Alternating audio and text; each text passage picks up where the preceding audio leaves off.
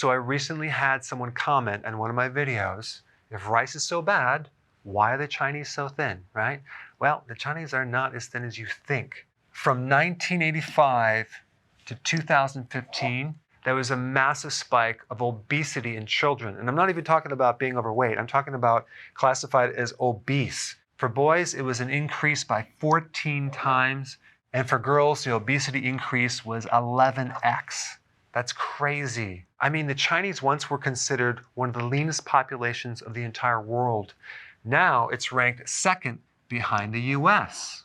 I wonder why. Well, because they're eating like Americans. So yes, the Chinese always consumed rice, okay? But let's just take a look at what they consumed in the early 90s versus right now.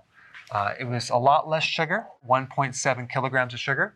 Now it's 7.7 kilograms of sugar. They consumed a lot more vegetables than they do now.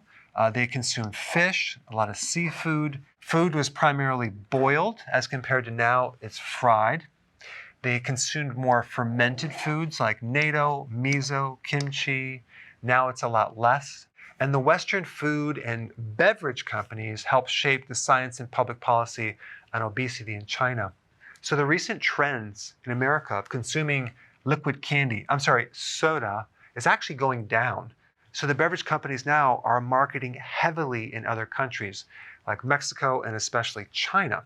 So in China, there is a lot more sugar being consumed, a lot more snacking going on. Also, the amount of soy. Back in 1995, 14 tons of soy consumed, and it was non-GMO.